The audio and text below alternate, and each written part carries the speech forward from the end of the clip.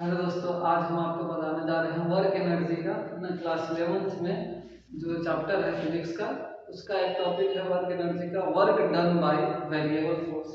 अब हम जानेंगे कि वेरिएबल फोर्स होता क्या है। तो चलिए हम इसको स्टार्ट करते हैं। हमारा टॉपिक है क्या, work done by variable force. अब वेरिएबल फोर्स का मतलब क्या होगा, जो फोर्स हमेशा क्या करे, चेंज होते रहे। अब चेंज कैसे होगा, कौन सा फोर्स ऐसा वेरिएबल फोर्स होता है। तो इसके लिए हम जैसे F इक्वल टू मान लीजिए कि हम 2x लिखते हैं, F इक्वल टू 2x लिखते हैं। अब x क्या है यहाँ पे, तो बॉडी का पोजीशन, F क्या है तो फोर्स है। अब बोल रहा है कि जो बॉडी है ना, F इक्वल टू 2x, अब बॉडी है ना, बॉडी क्या है, व्हेन बॉडी डिस्प्लेस, बॉडी क्या हो रहा है, डिस्प्लेस हो रहा है। कहां से, from x equal to 1 to x equal to 3। ठीक है, तो इस कंडीशन में हमको बोला है कि इसका वर्क डन क्या होगा, वर्क डन क्या होगा। अब बताइए, तो यहाँ पे फोर्स जो है 2x दिया हुआ है। अब यहाँ पे हम क्या करेंगे, फोर्स हमारा कैसा होगा, वेरिएबल होगा। अब कैसे होगा, x इक्वल टू 1 से कहाँ तक जाना है बॉडी, 3 तक। तो यानी x का वैल्यू तो हमेशा क्या हो रहा है, बदल रहा है। तो यहाँ f इक्वल टू 2x है, तो x इक्वल टू 1 रखेंगे तो f का वैल्यू पहला क्या आएगा, f का वैल्यू आएगा सर 2।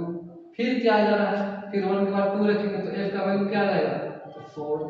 फिर 3 रखेंगे तो f का वैल्यू क्या आ जाएगा, तो 6। तो देखिए, तो फोर्स क्या हो रहा है, चेंज हो रहा है ना। तो इसी टाइप के इक्वेशन में जो फोर्स आएगा, उस फोर्स को हम क्या बोलेंगे, वेरिएबल फोर्स बोलेंगे। अब देखिए, इसको हम कैसे वर्क डन इसका हम निकाल सकते हैं।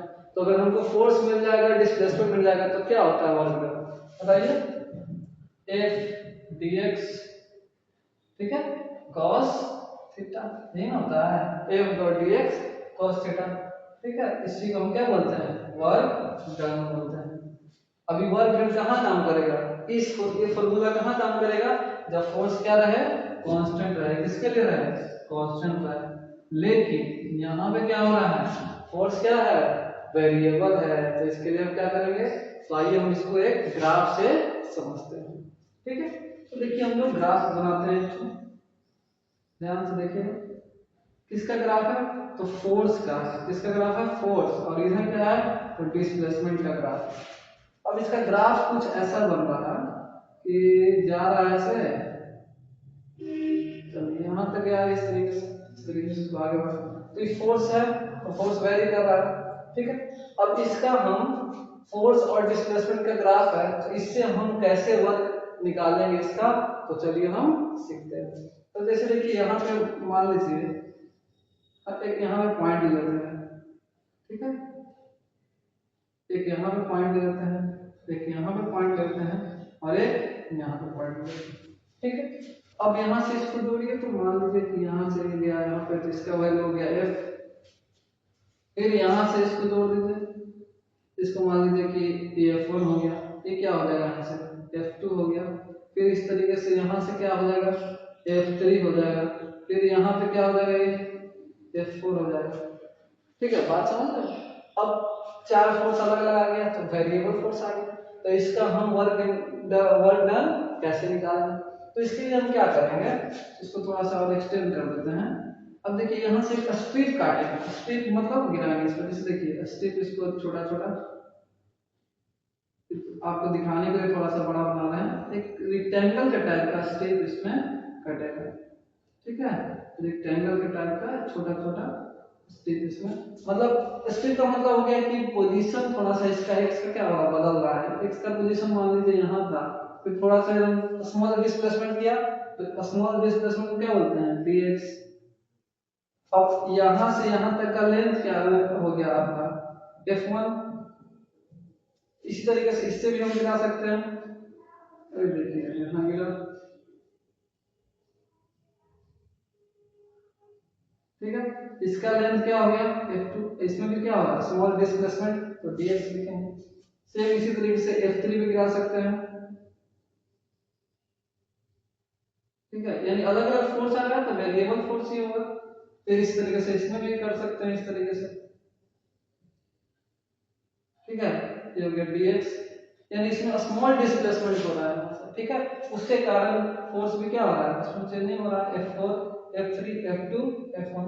अब देखिए अगर हम F1 का बात करें इसका, तो यहाँ पे हमारा क्या बन रहा है, एक रेक्टेंगल का टाइप का बन रहा है, ठीक है, रेक्टेंगल का टाइप का बन रहा है। तो रेक्टेंगल का एरिया क्या होता है, अब देखिए एक कौन सा है हमारा कर्व है, तो area form by curve, area form by curve, curve के द्वारा जो एरिया बन रहा है, क्या क्या बन रहा है, सबसे पहले हम लोग यही बनाएंगे हम पूरा, तो F1 है, F1 का हम निकाल सकते हैं, कैसे निकाल सकते हैं, ये रेक्टेंगल है, तो इसका एरिया क्या होगा रेक्टेंगल का, लेंथ इनटू ब्रेथ, तो हम लिख सकते हैं F1 dot dx length into breadth. इसी तरीके से इसको कर सकते हैं, क्या कर सकते हैं, प्लस F2 डॉट dx, ठीक है, फिर इसका F3 डॉट dx,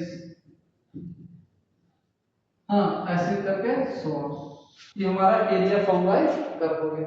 अब देखिए तो F डॉट dx क्या होता है, F डॉट dx क्या होता है, क्या होता है F dot dx, force into displacement को क्या बोलते हैं, वर्क बोलते हैं। तो बताइए कि एरिया फॉर्म बाय कर्व क्या हो गया, एक वर्क डन के जैसा बात कर रहा है, नहीं कर रहा है, हाँ सर कर रहा है। अब वर्क डन हो गया, ये कौन हो गया, ये टोटल फोर्स और फोर्स है डिस्प्लेसमेंट कर रहा है, फोर्स है डिस्प्लेसमेंट कर रहा है, यानी फोर्स अलग अलग है, इसको एक साथ क्या कर दिए, जोड़ दिए, तो क्या हो जाएगा हमारा वर्क डन निकल जाएगा। वर्क डन किसके इक्वल हो जाएगा, एरिया फॉर्म बाय कर्व, जो एरिया फॉर्म कर रहा है कर्व के द्वारा, उसके लिए उससे क्या हो जाएगा हमारा वर्क डन हो जाएगा। तो हम बोल सकते हैं कि area is equal to work done, अभी टोटल फोर्स जो रहा है तो W हो गया बड़ा वाला W। अब इसी तरीके से अगर हम सोचे छोटा छोटा कागज निकाल सकते हैं अलग अलग, तो हम बोल सकते हैं छोटा है तो DW है ना, DW इक्वल टू क्या हो जाएगा F dot dx, F1 dot dx plus F2 dot dx plus F3 dot dx, इस तरीके से। अब इसको हमको सम करना है, इसको सम के लिए क्या करना पड़ेगा हमको, इंटीग्रेशन, आपको पहले भी पता है। तो इसको हम क्या करेंगे, इंटीग्रेट करेंगे, क्या करेंगे, इंटीग्रेट करेंगे, कहाँ से, तो dw का इंटीग्रेट कर दिया इज इक्वल टू क्या करेंगे F1 डॉट dx, ठीक, फिर प्लस अलग F2 डॉट dx, आ रहा आसान होगा कि नहीं, प्लस F3 डॉट dx, ठीक है। इस तरीके से हम इसको क्या कर सकते हैं, सम कर सकते हैं। अब dw को इंटीग्रेट करेंगे क्या आएगा w, अब यहाँ पे एक साथ में हम लिख सकते हैं F1 dot dx plus F2 dot dx plus F3 dot dx plus dot dot आगे सो, तो हमारा वर्क डन निकल गया किसके द्वारा, area form by curve, curve के द्वारा। तो वर्क डन कैसा किसका निकला, तो वेरिएबल फोर्स का निकला। देखिए F1 अलग है F2 अलग है, इस तरीके से जितना फोर्सेस पे एरिया में बना रहे हैं वो टोटल क्या हो जाएगा, सम हो जाएगा, किसके किससे करेंगे, तो इंटीग्रेशन से हम आपको कर सकते हैं। तो ये आपका work done by variable force, ठीक है। आगे हम इसका कुछ क्वेश्चन करा देते हैं, उसके बाद आपको कराएंगे आपको, उसके बाद आपको और अच्छा से क्लियर। चलिए धन्यवाद।